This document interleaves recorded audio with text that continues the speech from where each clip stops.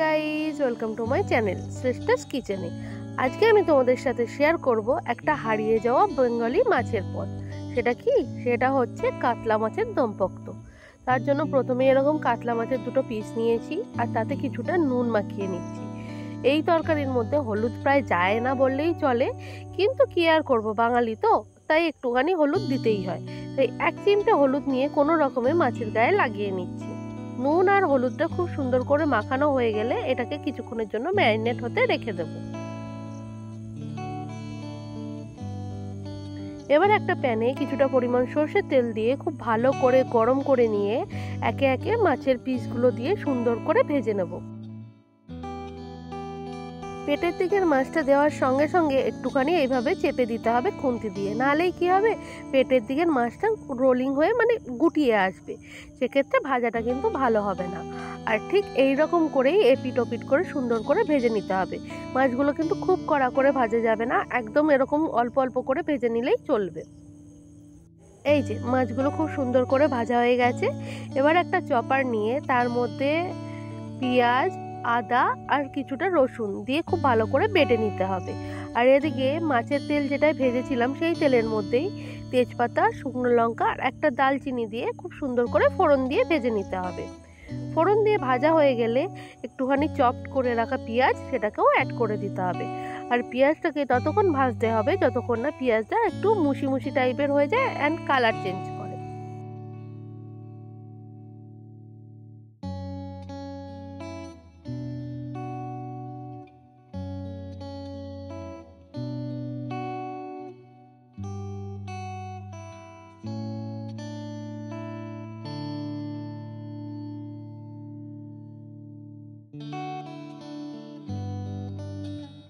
পেঁয়াজটা ভাজা হয়ে গেছে, এখানে আমি অ্যাড করে দিচ্ছি পেঁয়াজ আদা রসুনের পেস্টটা। পেঁয়াজ আদা রসুনের পেস্টটা দেওয়ার পর খুব ভালো করে এটাকে মিক্স করতে হবে। আর সব সময় খেয়াল রাখতে হবে যেন তলায় না ধরে যায়।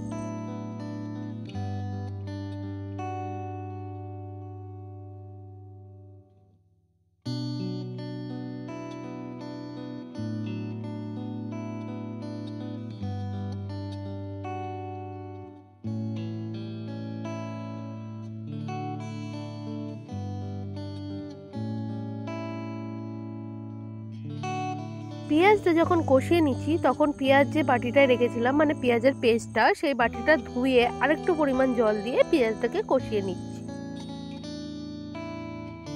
পেঁয়াজের এই যে মিক্সচারটা আমরা দিয়ে নিয়েছি, এটা কিন্তু 2 মিনিট ছাড়া ছাড়াই প্যানের মধ্যে নাড়তে হবে, তা না হলে কিন্তু একদম তলায় ধরে যাবে আর দেখতেও বাজে লাগবে আর খেতেও বাজে লাগবে।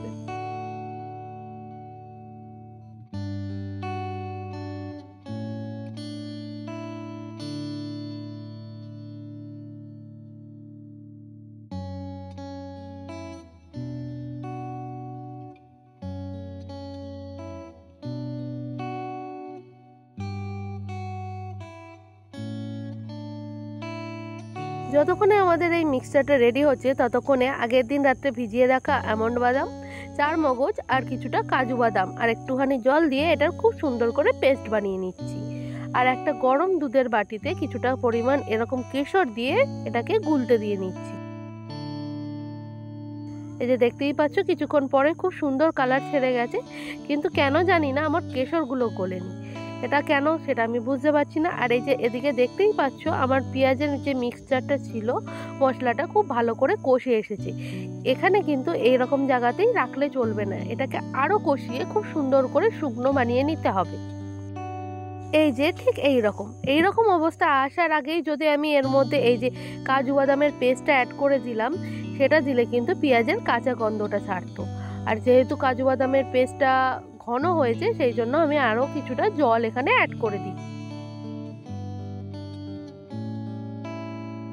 এবার সব কিছু খুব ভালো করে মিক্স করে নিয়ে আমি কেশর দুধটাও অ্যাড করে দিচ্ছি। কেশর দুধটা অ্যাড করা হয়ে গেলে সব কিছু ভালো করে মিক্স করিয়ে নিয়ে আমি খুব সুন্দর করে এটাকে ফুটতে দেবো।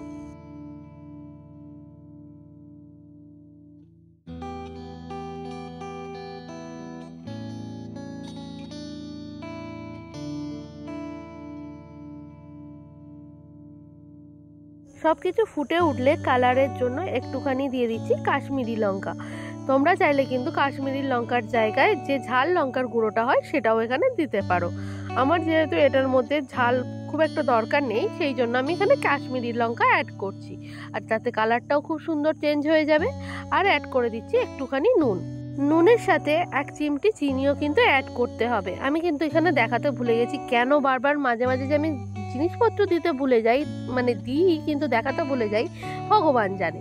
এবার একে একে মাছের পিসগুলো অ্যাড করে দিচ্ছি। মাছের পিসগুলো অ্যাড করার পর আরেকটুখানি জল এখানে আমি অ্যাড করে দেবো, যাতে মাছের পিসগুলো খুব সুন্দর করে এই যে আমাদের গ্রেভিটা আছে গ্রেভিটার সঙ্গে একদম মিলে মিশে একদম সুন্দর করে রান্না হয়ে যায়। জল দেওয়ার আরেকটা কারণ হচ্ছে এটাই যে অলরেডি আমাদের গ্রেভিটা ঘন হয়ে গেছিলো, সেই জায়গায় এখানে আমি যদি মাছটা অ্যাড করতাম তাহলে মাছের মধ্যে গ্রেভির যে সুন্দর একটা ফ্লেভার সেটা কিছুই যেত না।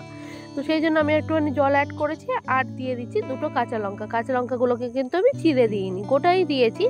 যদি বাড়ির কারো দরকার লাগে সে কিন্তু মেখে খেতে পারবে। এবার কাঁচা লঙ্কাগুলো অ্যাড করার পর এরকম টকবক করে ফুটিয়ে নিলে টাটা, কাতলা মাছের দমপক্ত কিন্তু রেডি হয়ে গেছে। এবার আর কিছু না, এবার খুব সুন্দর করে একটুখানি নাড়িয়ে চাড়িয়ে নিয়ে একটুখানি গ্রেভিটাকে ঘন করে নিয়ে সুন্দর করে গরম ভাতের সাথে সার্ভ করে দিন, আর কিন্তু একদম প্রশংসায় পঞ্চমুখ হয়ে যাবেন। খেতে কিন্তু দারুণ সুন্দর হয়েছিল। আমি কিন্তু এটা প্রথমবার বানিয়েছিলাম। তোমরাও কিন্তু কমেন্ট করে জানিও আমাকে যে এটা কেমন লাগলো খেতে তোমাদের। এই রকম রান্না আরও যাতে আমি তোমাদের সাথে শেয়ার করতে পারি, সেই জন্য কিন্তু চ্যানেলটাকে সাবস্ক্রাইব করে নিও। এরকম পুরোনো দিনের রান্নাগুলোকে তুলে আনতে কিন্তু আমারও খুব ভালো লাগে। আর আজকের রেসিপিতে কি কি লেগেছে সেটাও একবার দেখে নাও। আর আমার আজকের ভিডিওটা ভালো লেগে থাকলে অবশ্যই লাইক, শেয়ার, সাবস্ক্রাইব করে পাশে থাকবেন। Thank you.